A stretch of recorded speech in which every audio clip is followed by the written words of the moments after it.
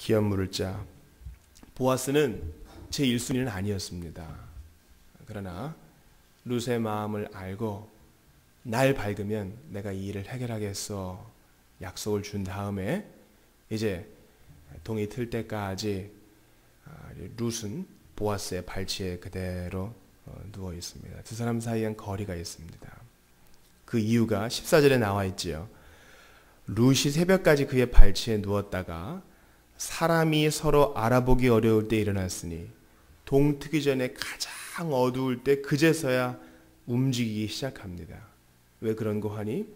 오해를 없애기 위함이지요. 보아스가 말하기를 여인이 타작마당에 들어온 것을 사람이 알지 못하게 할 것이라 하였습니다. 보아스가 신중한 사람입니다. 비록 두 사람 간에는 어떤 거리낄 만한 일이 없다 할지라도 이 밤에 그죠?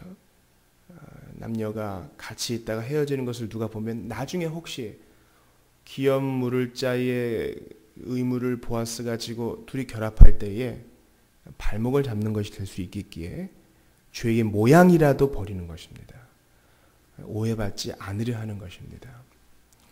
2007년에 제가 이제 집에서 이제 그 쓰던 컴퓨터를 교회에다 옮겨 놓으려고 본체를 들고 새벽 예배에 오고 있었습니다.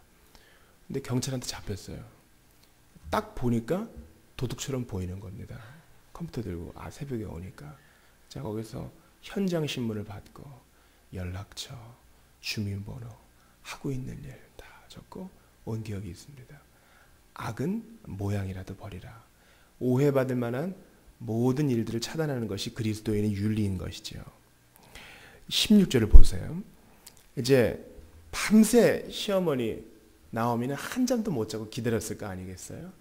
얘가 내가 시킨 대로 했는데 잘했을까? 혹시 오해는 받지 않았을까? 내가 생각한 이 보아스의 덕망이 그 이하여서 괜히 망신만 당하진 않았을까?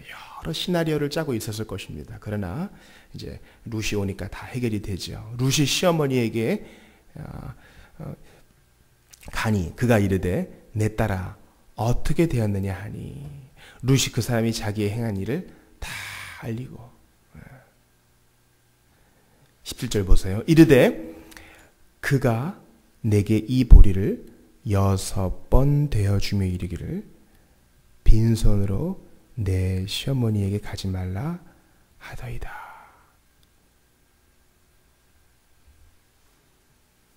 친절한 사람 보아스가 룻에게 뭐라고 얘기합니까? 지금까지 네가 이 밤에 고생했는데 이제 시어머니에게 좋은 소식을 알려라. 그리고 기다려라. 여기까지도 보아스가 행한 최선의 일이었을 거예요. 그런데 이제 타작을 끊는 보리를 또 데워줍니다. 그리고 뭐라고 얘기해요? 빈손으로 너의 시어머니에게 가지 말라. 나오미가 예루살렘에 돌아올 때 뭐라고 얘기했어요? 내가 나갈 때는 풍족하였더니 올 때는 빈손입니다. 이제 저를 더 이상 기쁨 나오미라 부르지 마시고 마라라 부르십시오.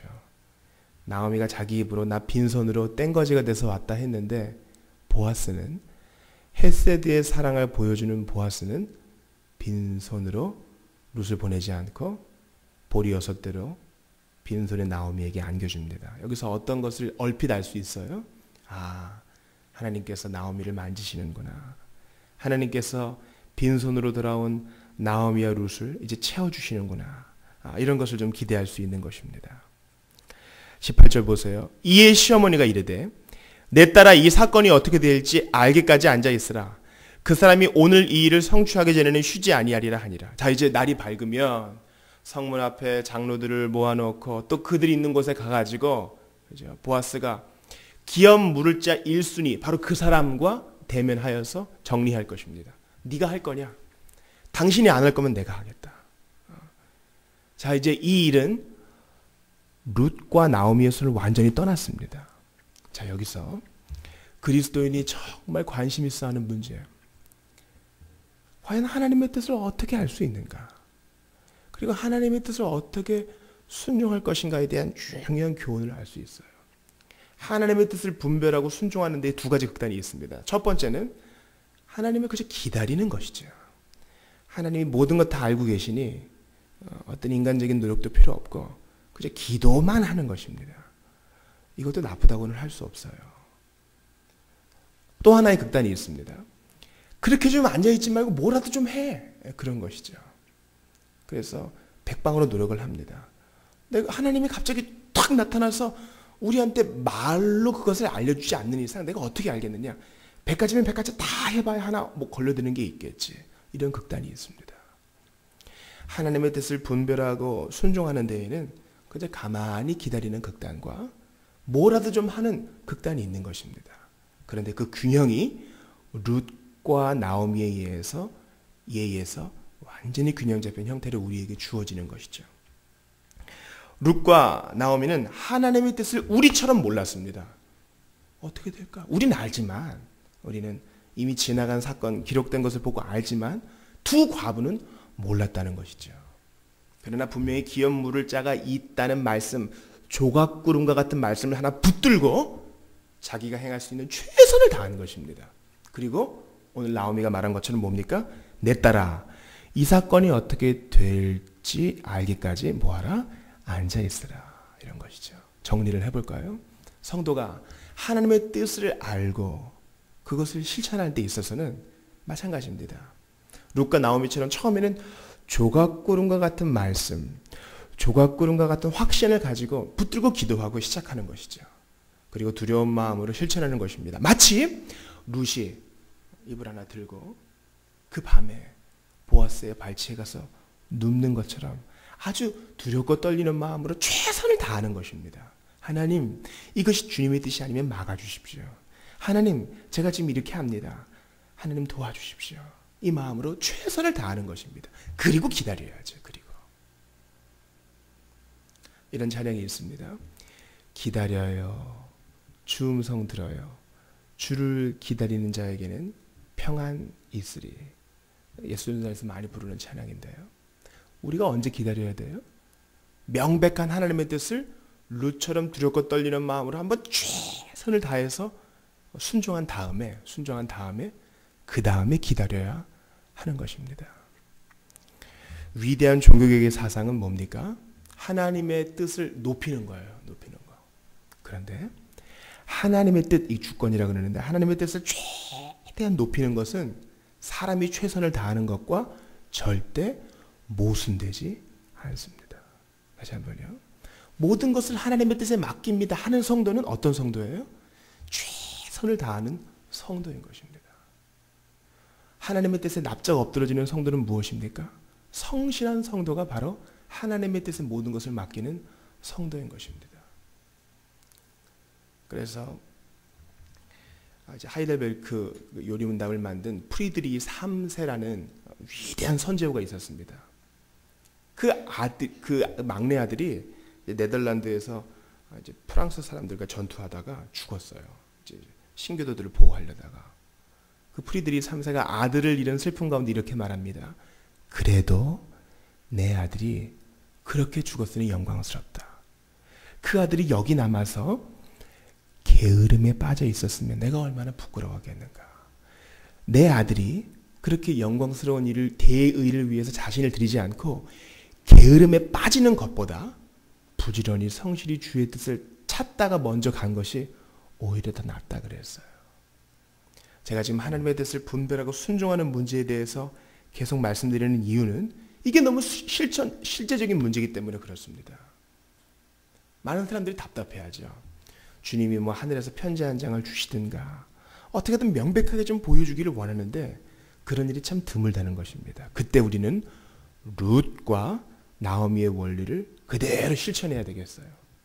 하나님께서 조각구름과 같은 말씀과 확신을 주시면 그것 붙들고 두렵고 떨리는 마음으로 마치 그 어두운 밤에 그죠 야외에 있는 보아스를 찾아간 룻처럼 두렵고 떨리는 마음으로 최선을 다해서 순종한 이후에 앉아 기다리는 것입니다. 무조건 앉으면 안 되는 것이죠. 무조건 앉는 성도 때문에 우리가 욕을 먹는 것입니다. 무조건 앉았기 때문에 우리가 기회를 얼마나 많이 잃어버렸습니까? 이것을 꼭 기억하십시오. 하나님의 주권을 인정하는 성도는 성실한 성도다. 최선을 다하는 성도다. 이것을 기억해야 되겠습니다.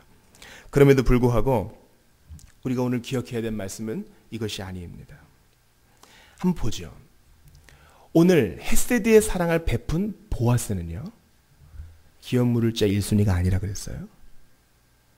보아스는 뭐 2순위쯤 되는 것 같습니다. 보아스는 엘리멜렉의 기업을 물러줄, 그 땅을 다시 사줄, 룻과 다시 결혼해줄, 룻에게 아들을 낳아줄 의무가 전혀 없어요. 그렇지 않습니까? 그런데 룻에게 호의를 베풀어요. 왜 그럴까요? 이런 걸 바로 헤세드의 사랑이라 그럽니다. 마찬가지로 룻도 이 시어머니를 따라올 이유가 없어요.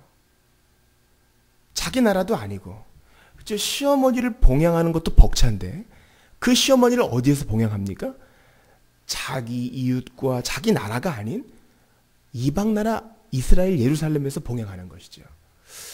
룻에게는 그런 의무가 없어요. 그냥 오르바처럼 그냥 돌아가면 됩니다. 돌아갈 자유가 있어요. 그러나 왜 그렇게 하지 않아요? 그가 헤세드의 사랑을 지금 보여주고 있어요. 그럴 의무가 없는데 그는 호의를 보여주고 있어요.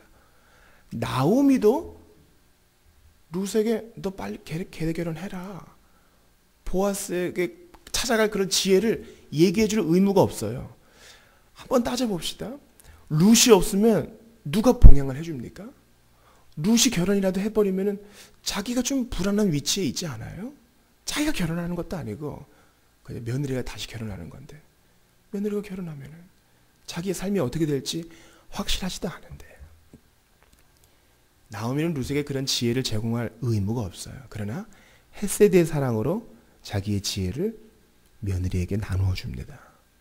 이것이 바로 나에게 뭔가 이득이 없을지라도 그저 마음으로 불쌍히 여기기 때문에 호의를 베푸는 헤세드의 사랑인 거예요.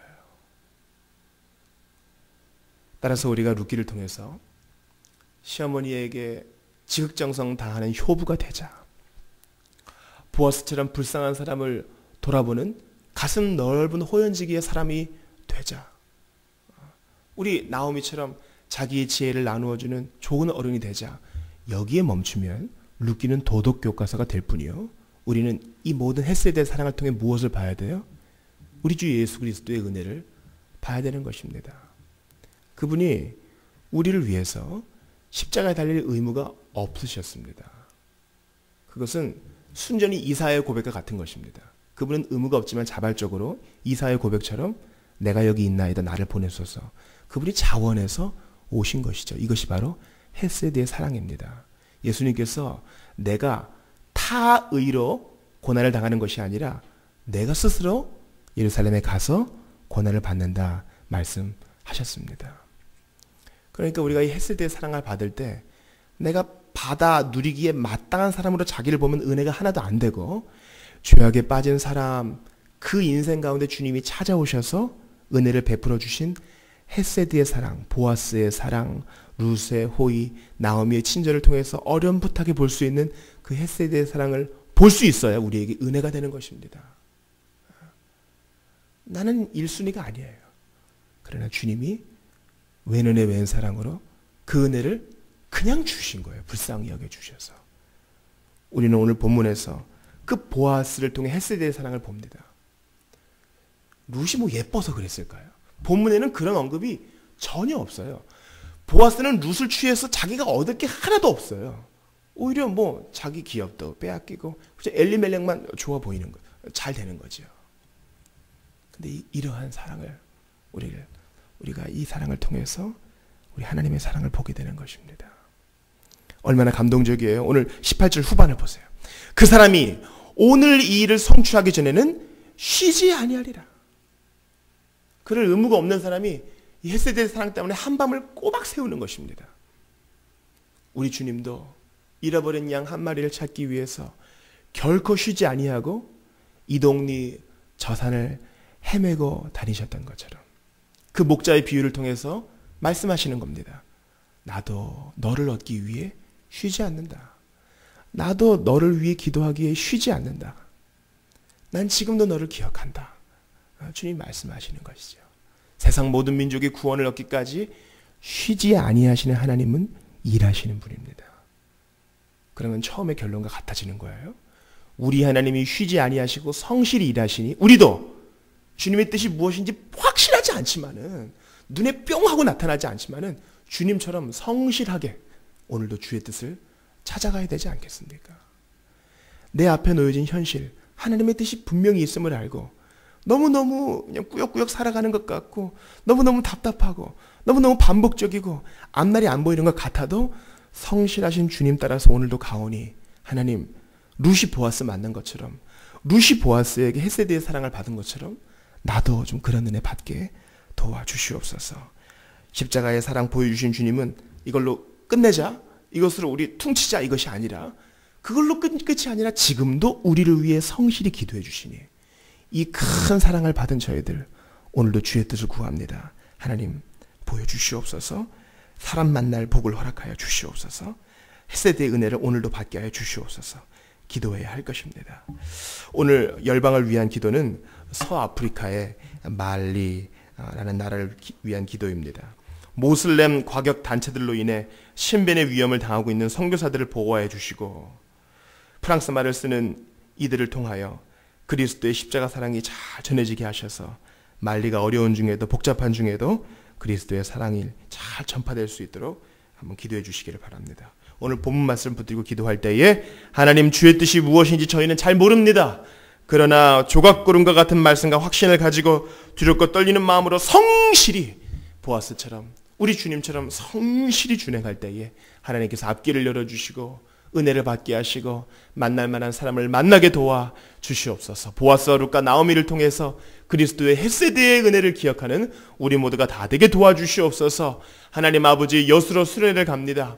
거기에서도 신실하신 헤세드의 사랑을 우리 모든 교우들이 다 맛볼 수 있도록 도와주시고 아픈 자 없게 하시고 하나님 날씨를 주관하여 주시고 모두가 뿌듯한 경험을 할 수 있도록 도와주시고 하나된 것을 더욱더 누릴 수 있도록 도와주시옵소서. 우리 함께 교우들을 위해서 수련회를 위해서 오늘 본문 말씀 붙들고 말리를 위해 기도합니다. 하나님 아버지 감사합니다. 의무를 쥐고 있지 않은 사람들이 어찌된 일인지 그 마음의 변화를 받아서 그저 쉬지도 않고 최선을 다해서 배려하고 최선을 다해서 뛰고 이런 모습을 봅니다. 주님 저희도 이런 헤세드의 사랑을 더욱 깊이 깨달아 그리스도께서 의무가 없으시고 아버지 하나님께서 우리를 선대하실 이유가 없으신데 외면의 왼사랑으로 우리 인생 가운데 찾아오셔서 십자가 사랑을 깨닫게 하시고 그리스도께서 죽으심을 받아들이게 하시고 2000년 전의 사건을 오늘의 현재